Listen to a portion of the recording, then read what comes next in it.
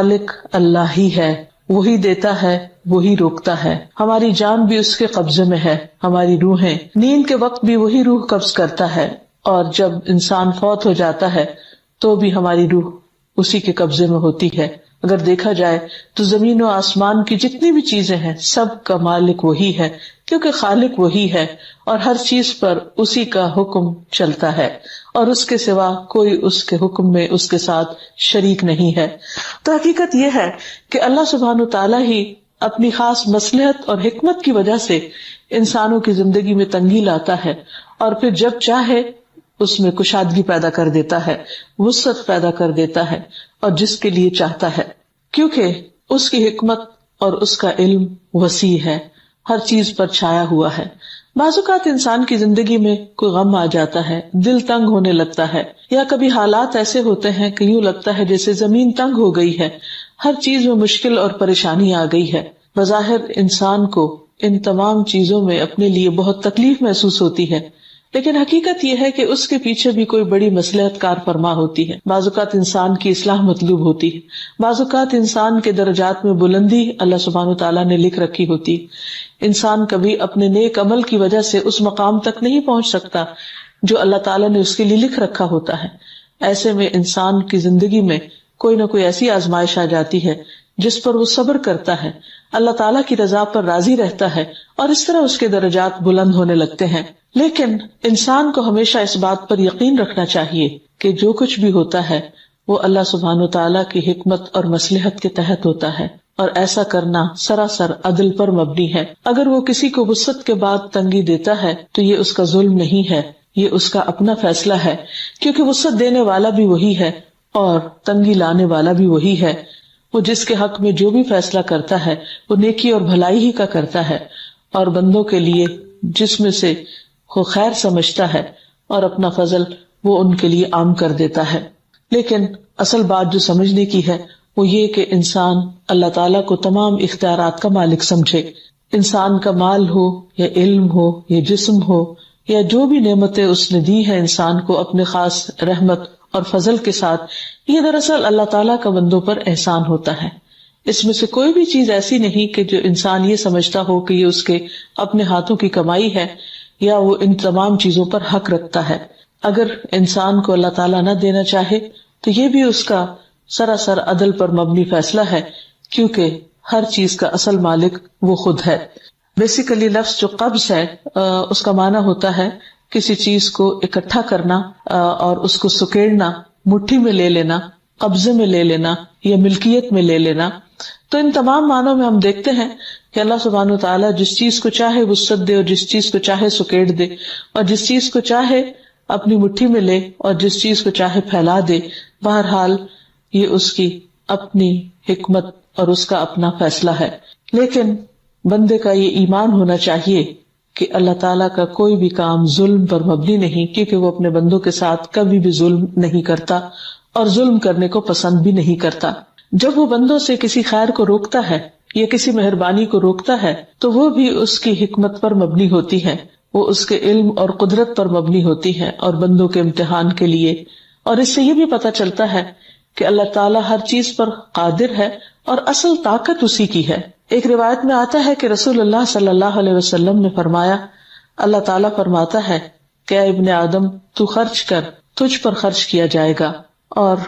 آپ نے یہ بھی فرمایا کہ اللہ تعالیٰ کا دایاں ہاتھ بھرا ہوا ہے اور رات دن کی پیازی سے اس میں کمی واقع نہیں ہوتی. کیا تم دیکھتے نہیں کہ اس نے آسمان و زمین کی پیدائش سے لے کر اب تک کتنی فیاضی کی ہے، وہ دن رات دیتا ہی چلا جا رہا ہے، لیکن اس کے ہاتھ میں کوئی کمی واقع نہیں ہوئی. اور پھر فرمایا کہ اللہ تعالیٰ کا عرش پانی پر تھا اور اس کے دوسرے ہاتھ میں روکنے کی قدرت ہے، جسے چاہتا ہے بلند کرتا ہے اور جسے چاہتا ہے پست کر دیتا ہے. یعنی اس حدیث سے 2-3 باتیں پتہ چلتی ہیں. ایک بات تو یہ پتہ چلتی ہے کہ بعض اوقات انسان کے حالات میں تنگی اس کے اپنے اعمال کی وجہ سے بھی ہوتی ہے، اور اس کے برعکس فراخی اس کی کسی نیکی کی وجہ سے بھی ہوتی ہے. جیسے یہاں پر یہ بتایا گیا ہے کہ اے ابن آدم تو خرچ کر، تجھ پر خرچ کیا جائے گا. یعنی تو دوسروں کے لیے رزق کے دروازے کھول دے تو تیرے لیے دروازے کھول دیے جائیں گے. اور بعض اوقات انسان دوسروں پہ بند کرتا ہے تو اللہ تعالیٰ اس کے حالات میں تنگی پیدا کر دیتا ہے. جیسے نبی صلی اللہ علیہ وسلم نے حضرت اسماء سے کہا تھا کہ لا تو کی فیو کا علیہ کی، تو مت روکنا ورنہ تم پر روک دیا جائے گا، یعنی دوسروں کے ساتھ خیر اور بھلائی اور فیاضی کا معاملہ کرتے رہو۔ دوسری بات یہ ہے کہ اللہ سبحانہ وتعالیٰ بعض اوقات ایک شخص کو زیادہ دیتا ہے اور بعض اوقات اس سے روک کر دوسرے کو زیادہ دیتا ہے، اور بعض اوقات بعض اقوام کو زیادہ نوازتا ہے بعض کے مقابلے میں، لیکن اس کا دینا بھی امتحان کا ہے اور اس کا روک لینا بھی دراصل امتحان ہے۔ دوسری بات یہ ہے کہ ایسا نہیں اس کے پاس سپلائی میں کوئی کمی واقع ہو جاتی ہے یا اس کے پاس نہیں ہوتا تو وہ اس وجہ سے نہیں دے سکتا، وہ ہر حال میں دے سکتا ہے اور دیتا ہے، لیکن یہ وجہ اسی کو معلوم ہوتی ہے کہ وہ کسی سے کیوں روک رہا ہے، اور پھر جس کو چاہتا ہے بلندی عطا کرتا ہے اور جس کو چاہتا ہے وہ پست کر دیتا ہے۔ پھر اسی طرح کچھ اسباب اور بھی ایسے ہوتے ہیں کہ جن کی بنیاد پر تنگی واقع ہو جاتی ہے، اور بعض اسباب ایسے ہوتے ہیں کہ جن پر انسان کے لیے کشادگی ہو جاتی ہے، یعنی جن کی وجہ سے اللہ تعالیٰ فرماتے ہیں قل ان الفضل بید اللہ یؤتیہ من یشاء واللہ واسع علیم، آپ کہہ دیجئے کہ بے شک فضل اللہ کے ہاتھ میں ہے، یعنی سارا اختیار تو اللہ کے ہاتھ میں ہے، جس پر جتنا چاہے کر دے، یؤتیہ من یشاء، وہ جس کو چاہتا ہے عطا کرتا ہے، اور اللہ تعالیٰ وسعت والا ہے، علم والا ہے، یعنی جب وہ دینے لگے تو کوئی روک نہیں سکتا، اور اگر وہ روک دے تو کوئی دے نہیں سکتا، جیسا کہ ہر نماز کے بعد نبی صلی اللہ علیہ وسلم نے یہ دعا سکھائی ہے، اللہم لا مانع لما اعطیت ولا معطی لما منعت، اے اللہ کوئی روکنے والا نہیں جس کو تو عطا کر دے، یعنی جسے تو دینے کا فیصلہ کر لے اس سے کوئی بھی نہیں روک سکتا، ولا معطی لما منعت، اور جس سے تو روک دے اسے کوئی دینے والا نہیں، یعنی اصل اختیار تو تیرے ہی پاس ہے، ولا ينفع ذا الجد منک الجد، اور کسی بزرگی والے کو کوئی بزرگی فائدہ نہیں دیتی تیری بزرگی کے سامنے، یعنی جس پر تو فضل کرنا چاہے اسی پر ہی حقیقت میں فضل ہو سکتا ہے۔ پھر اسی طرح اللہ سبحانہ تعالیٰ نے دنیا میں انسانوں کے درجات رکھے ہیں، کسی کو ایک چیز میں فضیلت دی ہے، کسی کو دوسری چیز میں، تمام انسانوں کو برابر پیدا نہیں کیا۔ مشہور محاورہ ہے کہ 5 انگلیاں برابر نہیں ہوتی، جس کو زیادہ ملتا ہے وہ بھی امتحان میں ہوتا ہے اور جس کو کم ملتا ہے وہ بھی امتحان میں ہوتا ہے، کیونکہ یہ دنیا ہے ہی امتحان کے لیے، اور اس میں انسان کے ساتھ اونچ نیچ جو بھی واقع ہوتی ہے وہ دراصل اس کو سکھانے کے لیے ہوتی ہے اور اللہ سبحانہ تعالیٰ کی طرف پلٹانے کے لیے۔ قرآن مجید میں اللہ تعالیٰ فرماتے ہیں وَنَبْلُوكُمْ بِالْخَيْرِ وَالشَّرِّ فِتْنَةً، کہ ہم تمہیں اچھے برے حالات کے ساتھ آزماتے رہیں گے، یعنی کبھی انسان کے اوپر وسعت ہوگی اور کبھی تنگی ہوگی، یہ تنگی جسم میں، مال میں، علم میں اور انسان کے احساسات اور جذبات کے اعتبار سے ہے۔ پھر اسی طرح ساتھ یہ بھی بتا دیا گیا کہ اس تنگی کو دور کرنے کا طریقہ کیا ہے اور اس سے نجات کیسے ہو، جیسے انسان کے بعض اعمال انسان پر تنگی لاتے ہیں، اسی طرح بعض اعمال انسان کے لیے وسعت بھی لاتے ہیں۔ اللہ سبحانہ وتعالیٰ فرماتے ہیں من ذا الذی یقرض اللہ قرضا حسنا فیضاعفہ لہ اضعافا کثیرہ واللہ یقبض ویبسط والیہ ترجعون، کون ہے وہ جو اللہ کو قرض حسنہ دے، یعنی اللہ کے راستے میں مال خرچ کرے تو اللہ تعالیٰ اسے کئی گنا بڑھا چڑھا کر عطا کرے، زیادہ دے، اور اللہ ہی لوگوں کا رزق تنگ کرتا ہے اور کشادہ کرتا ہے، اور تمہیں اسی کے پاس واپس لوٹ کر جانا ہے۔ تو اس سے یہ بات پتہ چلتی ہے کہ جب انسان خالصتاً اللہ کی رضا کے لیے اللہ کے راستے میں دیتا ہے تو اللہ تعالیٰ اس کے لیے وسعت پیدا کرتا ہے، کیونکہ وسعت پیدا کرنا بھی اسی کے اختیار میں ہے، اسی کے قبضہ قدرت میں ہے، اور تنگی کرنا بھی اسی کے حکم، اسی کی مرضی اور اسی کی رضا سے ہوتا ہے۔ تو انسان کو چاہیے کہ وہ ایسے اعمال کرتا رہے کہ جس سے اس کے حالات بہتری کی طرف جائیں اور وہ دوسروں کے ساتھ بھلائی کرتا رہے تاکہ اس کے ساتھ بھلائی ہوتی رہے۔ پھر اسی طرح خرچ نہ کرنے کی وجہ سے بھی روکنے والا ہے، یعنی جب کوئی شخص بخل کرتا ہے، تنگی کرتا ہے تو اس سے بھی خیر روک دی جاتی ہے۔ نبی صلی اللہ علیہ وسلم نے فرمایا جب بھی سورج طلوع ہوتا ہے تو اس کے دونوں پہلوؤں میں 2 فرشتے بھیجے جاتے ہیں جو یہ منادی کرتے ہیں، اور اس منادی کو جن و انس کے علاوہ تمام اہل زمین سنتے ہیں کہ اے لوگو اپنے رب کی طرف آؤ، یعنی سب کو پکارا جا رہا ہوتا ہے اے لوگو اپنے رب کی طرف آؤ، کیونکہ وہ تھوڑا جو کافی ہو جائے اس سے بہتر ہے جو غفلت میں ڈال دے، یعنی اگر زیادہ مال ہو انسان کے پاس اور انسان اللہ تعالیٰ کو بھول جائے تو اس سے بہتر ہے کہ کم ہو جس کی وجہ سے وہ رب کو نہ بھولے، کیونکہ رب کی یاد دنیا بھر کی دولت سے زیادہ بہترین اور قیمتی چیز ہے۔ اسی طرح جب بھی سورج غروب ہوتا ہے تو سورج کے دونوں پہلوؤں میں 2 فرشتے بھیجے جاتے ہیں جو یہ منادی کرتے ہیں، اور اس منادی کو، یعنی منادی کا مطلب ہے آواز دیتے ہیں، پکار کر کہتے ہیں، جس آواز کو زمین و آسمان کی تمام چیزیں سنتی ہیں سوائے انسان اور جن کے، کہ اے اللہ، یعنی وہ فرشتے کیا کہتے ہیں، اے اللہ خرچ کرنے والے کو اس کا نعم البدل عطا فرما، یعنی اس سے بھی بہتر چیز عطا کر، اور اے اللہ روک کر رکھنے والے کے مال کو ہلاک کر دے، یعنی جو دوسروں کے لیے خیر و بھلائی نہ کرے پھر تو اس سے بھی خیر و بھلائی کو دور کر دے۔ تو اس سے یہ بات پتہ چلتی ہے کہ جہاں ایک طرف اللہ تعالیٰ کی حکمت اور مصلحت ہوتی ہے روکنے میں، وہاں دوسری طرف انسان کے کچھ اعمال بھی ایسے ہوتے ہیں جن کی وجہ سے رزق میں تنگی ہونے لگتی ہے یا خیر و بھلائی آنا رک جاتی ہے، اور خصوصاً اس وقت جب انسان دوسروں سے خیر و بھلائی روک لیتا ہے۔ پھر اسی طرح اللہ سبحانہ وتعالیٰ کے پاس تو ہر چیز کے خزانے ہیں، لیکن وہ ایک محدود حد کے اندر لوگوں کو دیتا ہے تاکہ زمین میں سرکشی اور فساد ہی نہ پھیل جائے، کیونکہ اگر اللہ سبحانہ وتعالیٰ اس دنیا میں ہر ایک کو انلمیٹڈ دے دے تو پھر زمین اس سے بھی زیادہ فساد سے بھر جائے، جس سے جو آج ہم دیکھتے ہیں۔ قرآن پاک میں اللہ تعالیٰ فرماتے سورۃ الشورى آیت نمبر 27 میں، وَلَوْ بَسَطَ اللَّهُ الرِّزْقَ لِعِبَادِهِ لَبَغَوْا فِي الْأَرْضِ وَلَكِنْ يُنَزِّلُ بِقَدَرٍ مَا يَشَاءُ إِنَّهُ بِعِبَادِهِ خَبِيرٌ بَصِيرٌ۔ اور اگر اللہ اپنے سب بندوں کو وافر رزق عطا کر دیتا تو وہ زمین میں سرکشی سے ادھم مچا دیتے، مگر وہ ایک اندازے سے جتنا چاہتا ہے نازل کرتا ہے، یقیناً وہ اپنے بندوں سے باخبر ہے، انہیں دیکھ رہا ہے۔ یعنی اللہ سبحانہ وتعالیٰ کو یہ معلوم ہے کہ کس بندے کو، کس قوم کو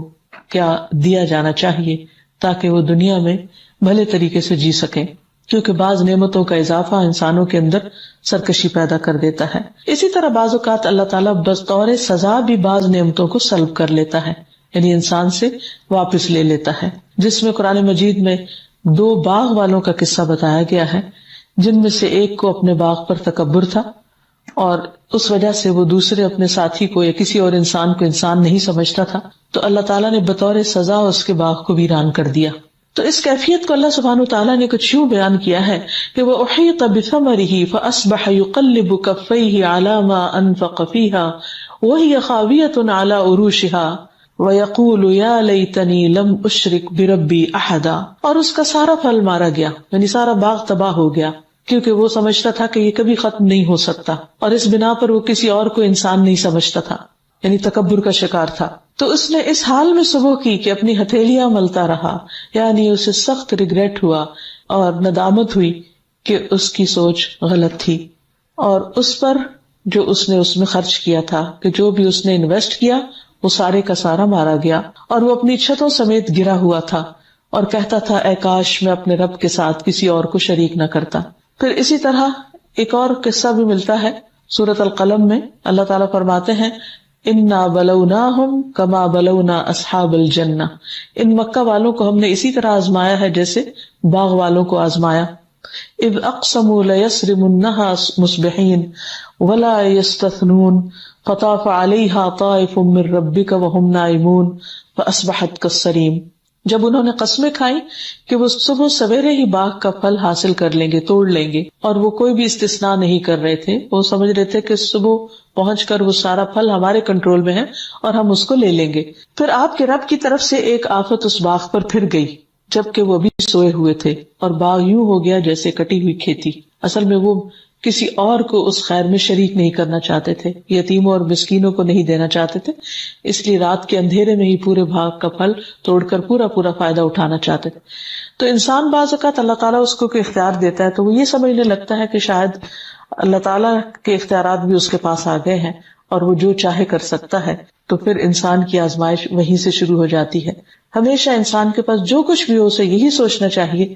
کہ یہ سب اللہ تعالیٰ کا ہے، اسی کا دیا ہوا ہے، اور میرے پاس ایک امانت ہے۔ وہ یہ دیکھ رہا ہے کہ میں اس کو پا کر کرتا کیا ہوں۔ اور اگر انسان تکبر کا شکار ہو یا یہ سمجھے کہ اس مال میں یا جو بھی اس کو صلاحیت ملی ہے، خائل میں یا کچھ بھی اور، کسی اور کا کچھ حصہ نہیں، تو اللہ تعالیٰ دنیا میں ہی بندے کو آزما لیتا ہے۔ اور یہ تو ایک حقیقت ہے کہ اللہ تعالیٰ نے اعلان کر رکھا ہے کہ لَإِن شَكَرْتُمْ لَأَزِيدَنَّكُمْ، اگر تم شکریہ ادا کرو گے اللہ کا بھی اور بندوں کا بھی تو تمہیں نعمتیں اور زیادہ دوں گا۔ وَلَئِن كَفَرْتُمْ اور اگر تم نے ناشکری کی ان عذابی لشدید، تو میرا عذاب بھی بہت سخت ہے۔ اور اس سلسلے میں قرآن مجید میں ایک مشہور واقعہ آتا ہے قوم سبا کا، کہ جو بہت ہی مالدار قوم تھی۔ کہا جاتا ہے کہ ان کی انگیٹھیوں میں عود کی لکڑیاں جلتی تھی، جو انتہائی مہنگی قسم کی خوشبو ہے، لیکن اس پر وہ اپنے کھانے پکاتے تھے اور اسے عام استعمال میں لاتے تھے، کیونکہ بکثرت ان کو وہاں میسر تھی۔ تو اللہ تعالیٰ فرماتے ہیں کہ لَقَدْ كَانَ لِلسَّبْإٍ فِي مَسْكَنِهِمْ آيَةٌ جَنَّتَانِ عَنْ يَمِينٍ وَشِمَالٍ كُلُوا مِن رِّزْقِ رَبِّكُمْ وَاشْكُرُوا لَهُ بَلْدَةٌ طَيِّبَةٌ وَرَبٌّ غَفُورٌ فَعَارَضُوا فَأَرْسَلْنَا عَلَيْهِمْ سَيْلَ الْعَرِمِ وَبَدَّلْنَاهُمْ بِجَنَّتَيْهِمْ جَنَّتَيْنِ ذَوَاتَيْ أُكُلٍ خَمْطٍ وَأَثْلٍ وَشَيْءٍ مِّن سِدْرٍ قَلِيلٍ ذَلِكَ جَزَيْنَاهُمْ بِمَا كَفَرُوا وَهَلْ نُجَازِي إِلَّا الْكَفُورَ۔ قوم سبا کے لیے ان کے مسکن ہی میں ایک نشانی موجود تھی، یعنی جہاں وہ رہتے تھے وہیں ایک نشانی تھی۔ اس مسکن کے دائیں اور بائیں 2 باغ تھے۔ ہم نے انہیں کہا تھا کہ اپنے رب کا دیا ہوا رزق کھاؤ اور اس کا شکر ادا کرو۔ پاکیزہ اور ستھرا شہر یعنی رہنے کے لیے، اور معاف کرنے والا رب۔ مگر ان لوگوں نے سرتابی کی، سرکشی کی، تو ہم نے ان پر زور کا سیلاب چھوڑ دیا اور ان کے دونوں باغوں کو 2 ایسے باغوں میں بدل دیا جن کے میوے بد مزہ تھے، اور ان میں کچھ پیلو کے درخت تھے، کچھ جھاؤ کے تھے یعنی اجاڑ قسم کے درخت، اور تھوڑی سی چند بیریاں تھی۔ ہم نے یہ سزا انہیں ان کی ناشکری کی وجہ سے دی تھی، اور ہم ناشکروں کو ایسا ہی بدلہ دیا کرتے ہیں۔ یعنی جو لوگ اللہ کی نعمتیں پا کر اللہ تعالیٰ کا شکر ادا نہیں کرتے، اللہ تعالیٰ کی طرف نہیں پلٹتے، اللہ کے بندوں کے ساتھ خیر اور بھلائی کا معاملہ نہیں کرتے، تو اللہ تعالیٰ دنیا میں ہی ان کو آزما لیتا ہے، اور بعض اوقات ان کے تکبر اور غرور کی سزا ان کو دنیا میں ہی مل جاتی ہے۔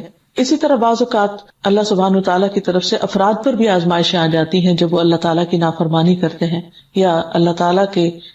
دی ہوئی صلاحیتوں کو صحیح طور پر استعمال نہیں کرتے۔ ایک آدمی رسول اللہ صلی اللہ علیہ وسلم کی خدمت میں بیٹھا ہوا تھا اور کھانے کا وقت تھا۔ جب کھانا شروع ہوا تو اس نے بائیں ہاتھ سے کھانا شروع کیا۔ آپ صلی اللہ علیہ وسلم نے فرمایا کہ دائیں ہاتھ سے کھاؤ۔ اس نے کہا کہ میں اس کی استطاعت نہیں رکھتا، میں نہیں کھا سکتا۔ آپ نے فرمایا تم کھا بھی نہیں سکو گے۔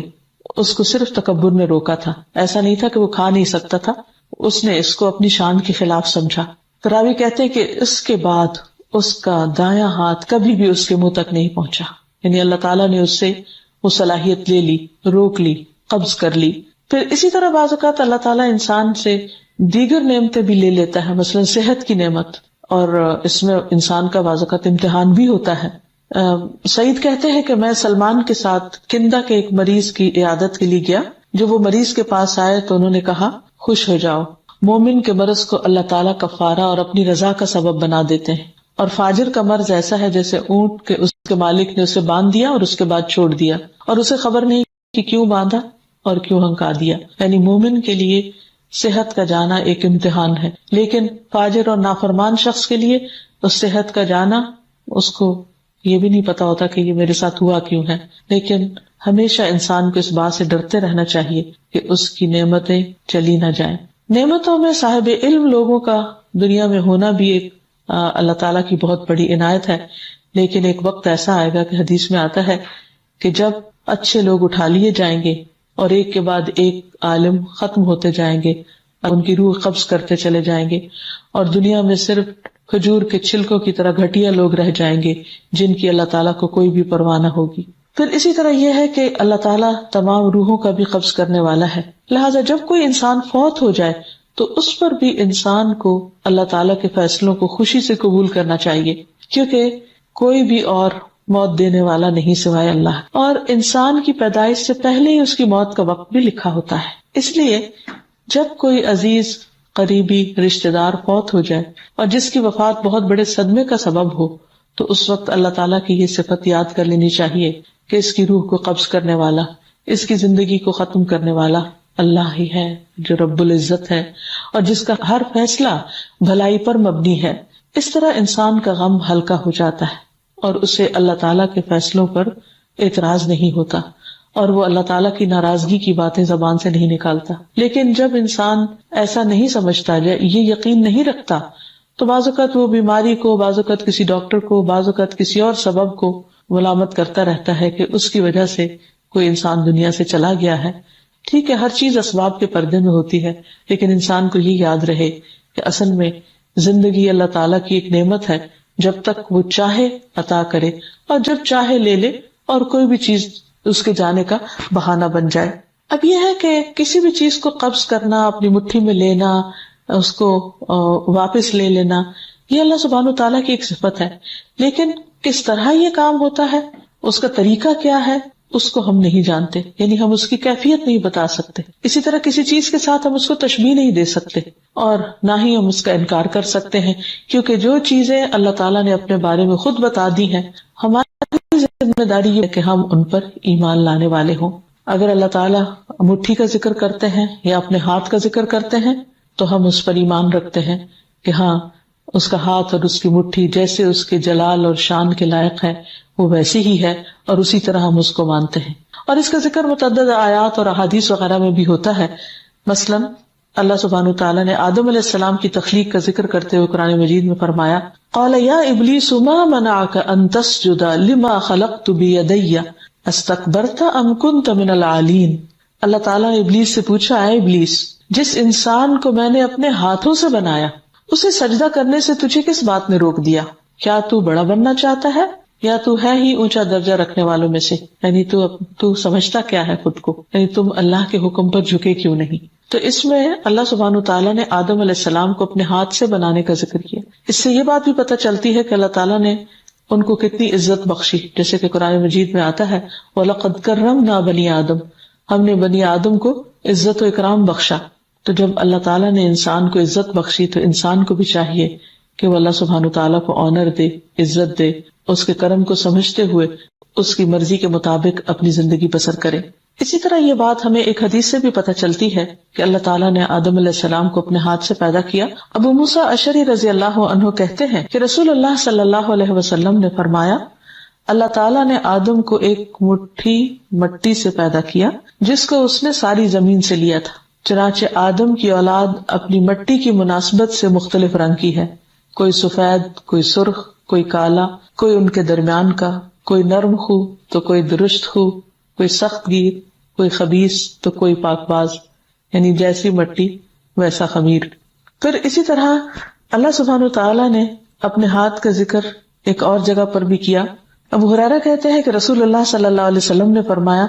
تمہارے رب نے مخلوق کی تخلیق سے پہلے اپنے آپ پر اپنے ہاتھ سے لکھ لیا تھا کہ میری رحمت میرے غصے سے آگے ہے، یعنی اللہ سبحانہ تعالیٰ نے اپنے ہاتھ سے لکھا بھی۔ پھر اللہ تعالیٰ نے اپنے ہاتھ سے کائنات کو بنایا۔ سورۃ یاسین میں آتا ہے،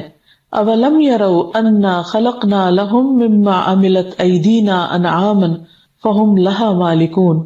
کیا وہ دیکھتے نہیں کہ جو چیزیں ہم نے اپنے ہاتھوں سے بنائی ہیں ان میں سے ہم نے ان کے لیے چوپائے پیدا کیے اور اب یہ ان کے مالک ہیں۔ یعنی انسان کی ضرورت کی چیزیں بھی اللہ تعالیٰ نے اپنے ہاتھوں سے بنائی۔ تورات کو بھی اللہ تعالیٰ نے اپنے ہاتھ سے لکھا،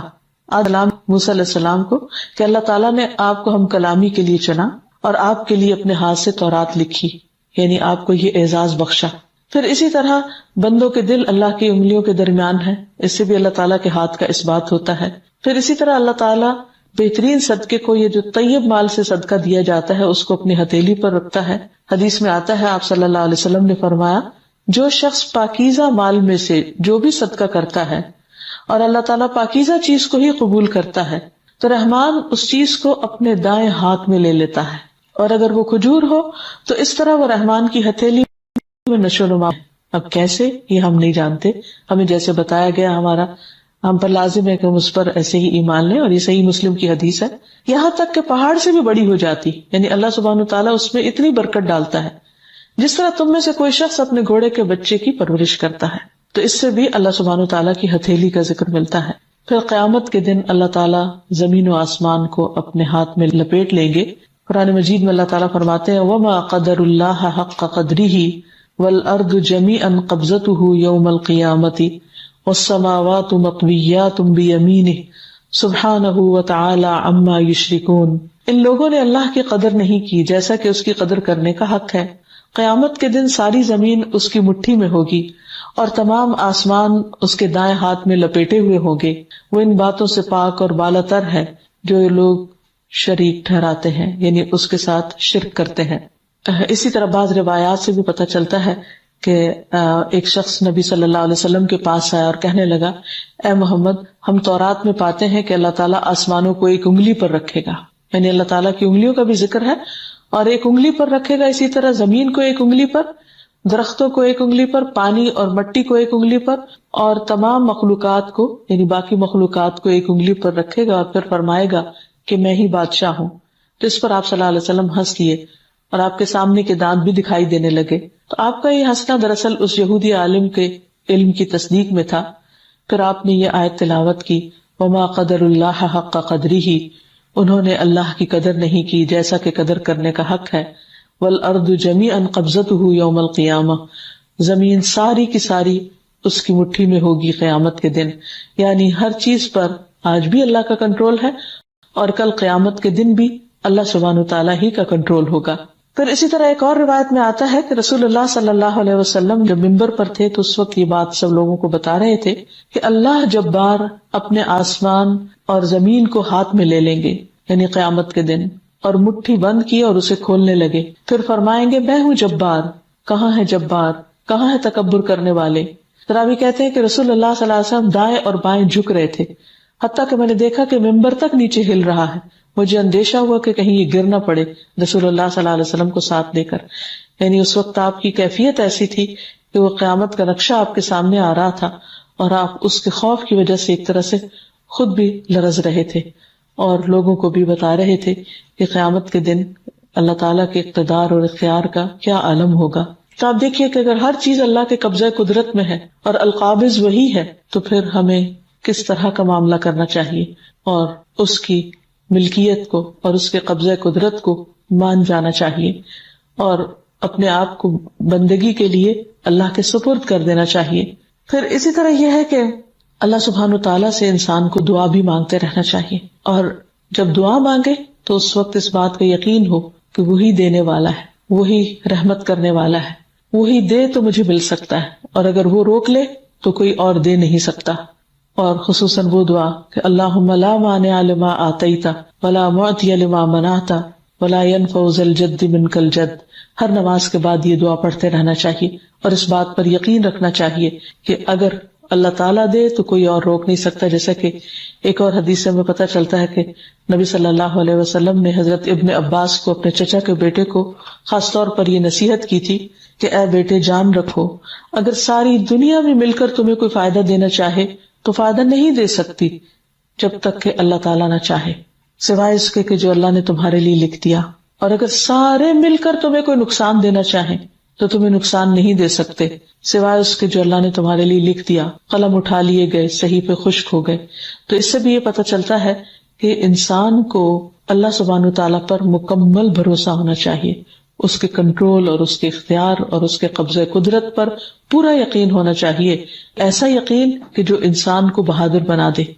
اور انسان اپنا پورا پورا توکل اور بھروسہ اللہ سبحانہ تعالیٰ کی ذات پر کرے، اور دوسری طرف انسان اللہ کے راستے میں دینے والا ہو، اللہ کی خاطر خرچ کرنے والا ہو، تاکہ اس پر بھی وسعتیں ہوں، اور انسان اپنے آپ کو بخل سے بچائے، دل کی تنگی سے بچائے، کیونکہ قرآن مجید میں آتا ہے وَمَن يُوقَ شُحَّ نَفْسِهِ فَأُولَٰئِكَ هُمُ الْمُفْلِحُونَ، جو شخص دل کی تنگی سے بچا لیا گیا تو ایسے ہی لوگ دراصل فلاح پانے والے ہیں، کامیاب ہونے والے ہیں۔ اور ظاہر ہے کہ جو لوگ بخل کرتے ہیں، دلوں کے تنگ ہوتے ہیں، دوسروں کو معاف نہیں کرتے، باتیں دل میں رکھ لیتے ہیں، خود بھی سینے کی گھٹن کا شکار ہوتے ہیں اور دوسروں کے لیے بھی ماحول کو پراگندہ کرتے ہیں، ایسے کام کرنے والے دراصل اللہ تعالیٰ کی پسند کا کام نہیں کرتے۔ تو ہمیں ہر طرح کی تنگی سے اپنے آپ کو بچانا چاہیے، اور پھر یہ ہے کہ تقدیر پر راضی رہنا چاہیے، کیونکہ اللہ سبحانہ تعالیٰ نے ہی انسان کے حق میں جو لکھا وہ بہترین لکھا، اور کسی پر بھی ظلم نہیں کیا۔ انسان جب اس کے حالات تنگ ہونے لگے تو یہ بات یاد رکھے کہ قُلْ لَن يُصِيبَنَا إِلَّا مَا كَتَبَ اللَّهُ لَنَا، آپ کہہ دیجئے کہ ہمیں کچھ ایسا نہیں پہنچ سکتا مگر جو اللہ نے ہمارے لیے لکھ دیا، اور اس کے لکھنے میں بھی بھلائی ہے۔ اور پھر انسان یوں تنگی آنے پر بھی راضی رہتا ہے۔ نبی صلی اللہ علیہ وسلم نے فرمایا زیادہ ثواب بڑی آزمائش کے ساتھ ہے، اور بے شک اللہ تعالیٰ جب کسی قوم سے محبت کرتا ہے تو انہیں آزمائش میں مبتلا کر دیتا ہے، جو راضی ہو جائے اس سے راضی ہوتا ہے، اور جو ناراض ہو اس سے وہ ناراض ہوتا ہے۔ پھر اسی طرح تنگی پر صبر اور خوشحالی پر شکر، یہی مومن کے شایان شان ہے. اور جو شخص تکلیف آنے پر صبر کرتا ہے اور اچھا ملنے پر شکر کرتا ہے، وہ اللہ تعالیٰ کا محبوب بن جاتا ہے. حدیث میں آتا ہے کہ جب میں کسی مومن بندے کی محبوب چیز اس دنیا سے اٹھا لیتا ہوں، پھر وہ ثواب کی نیت سے صبر کرتا ہے تو اس کا بدلہ جنت ہے. اور اسی طرح جب ایک کانٹا بھی مومن کو چبھتا ہے، تھوڑی سی بھی تکلیف آتی ہے اور اس پر وہ اللہ تعالیٰ کے ساتھ راضی رہتا ہے تو اللہ تعالیٰ بھی اس سے راضی ہوتا ہے. تو آخر میں اس بات کا ذکر کرنا چاہوں گی کہ انسان اللہ تعالیٰ کی صفات کو پہچان کر ان پر ایمان لا کر اس کے مطابق اپنے طرز عمل کو بھی بدلنے کی کوشش کرے. اور جب اس کو یقین ہو جائے کہ ہر چیز اللہ کے اختیار میں ہے، وہی کھولنے والا ہے راستوں کو، مشکلات کو، غموں کو اور دکھوں کو، اور وہی دینے والا ہے خوشحالی اور آسانی کو، اور سب چیزیں اسی کے حکم سے طے پاتی ہیں، تو پھر نتیجہ کیا ہونا چاہیے کہ انسان زیادہ سے زیادہ اپنے رب کی طرف راغب ہو اور اپنی ساری توقعات اسی سے وابستہ رکھے، اور پھر امیری اور فقیری کے دونوں کے شر سے اللہ تعالیٰ کی پناہ طلب کرتا رہے. اسی طرح بندہ اپنی دعاؤں میں جو نبی صلی اللہ علیہ وسلم کی خصوصاً مانگی ہوئی ہیں، ان میں مختلف طرح کے فتنوں سے اپنے آپ کو بچانے کے لیے دعا کرتا رہے. جب انسان کا یہ یقین ہو جاتا ہے کہ ہر چیز اللہ تعالیٰ کی طرف سے ہے تو پھر لازمی طور پر اس کی سوچ بدل جاتی، اس کا عمل تبدیل ہو جاتا ہے، اس کا معاملہ اللہ کے ساتھ اور بندوں کے ساتھ بدل جاتا ہے. جب سوچ میں تبدیلی آتی ہے تو ہی رویے میں تبدیلی آ سکتی. اس لیے انسان ہر حال میں اللہ تعالیٰ کا شکر گزار ہوتا رہے اور اس طرح کے تمام شر سے اپنے آپ کو اللہ کی پناہ میں دیتا رہے. نبی صلی اللہ علیہ وسلم ان کلمات کے ساتھ دعا کیا کرتے تھے: اللہم انی اعوذ بک من فتنة النار وعذاب النار ومن شر الغنا والفقر. اے اللہ، میں تیری پناہ چاہتا ہوں آگ کے فتنے سے، آگ کے عذاب سے، مالداری کے شر سے اور فقیری کے شر سے، کیونکہ ہر چیز کے اندر خیر بھی ہے اور شر بھی ہے، اور اللہ تعالیٰ ہی ہے جو بندے کو ہر طرح کے شر سے محفوظ رکھ سکتا ہے. اور پھر یہ بھی ہے کہ بعض اوقات نعمت کا ہونا انسان کے حق میں اچھا نہیں ہوتا، اور بعض اوقات نعمت کا جانا انسان کے حق میں اچھا ثابت ہوتا ہے. بہرحال انسان اللہ سے خیر ہی مانگتا رہے. نبی صلی اللہ علیہ وسلم کی ایک اور بہت خوبصورت دعا ہے: اللہم انی اعوذ بک من العجز والکسل والجبن والبخل والحرم والقسوۃ والغفلۃ والعیلۃ والذلۃ والمسکنہ واعوذ بک من الفقر والکفر والفسوق والشقاق والنفاق والسمعۃ والریاء واعوذ بک من الصمم والبکم والجنون والجذام والبرص وسیء الاسقام. اے اللہ، میں تیری پناہ مانگتا ہوں عاجزی اور سستی، بزدلی اور بخل سے، انتہائی بڑھاپے اور دل کی سختی سے، غفلت سے، مفلسی اور ذلت سے اور ناداری سے، اور میں تیری پناہ مانگتا ہوں محتاجی اور کفر سے، نافرمانی اور مخالفت اور نفاق سے، بری شہرت اور دکھاوے سے، اور میں تیری پناہ مانگتا ہوں بہرے پن، گنگے پن اور پاگل پن سے، کوڑ، برس اور تمام بری بیماریوں سے. کتنی خوبصورت دعا ہے جو انسان کو ہر طرح کے غموں سے آزاد کرنے والی ہے. اور پھر آخر میں انسان کو یہ دعا مانگنی چاہیے کہ اللہ تعالیٰ کسی آزمائش کے بغیر ہی موت دینا، اور ہم مرتے وقت تیرے ہی پسندیدہ دین سے اور تجھے راضی کر کے ہی دنیا سے جائیں. تو بہرحال یہ تھی اللہ سبحانہ تعالیٰ کی صفت القابض، کہ اللہ ہی ہے جو ہر چیز پر مکمل کنٹرول رکھتا ہے، وہی تنگی لاتا ہے، وہی وسعت لاتا ہے. اس سے خیر کی امید رکھتے ہوئے اسے پکارتے رہیں. اللہ تعالیٰ ہم سب کا حامی و ناصر ہو. وآخر دعوانا ان الحمد للہ رب العالمین. السلام علیکم ورحمۃ اللہ وبرکاتہ. حقیقت میں اگر دیکھا جائے تو ہر چیز کا مالک اللہ ہی ہے، وہی دیتا ہے، وہی روکتا ہے. ہماری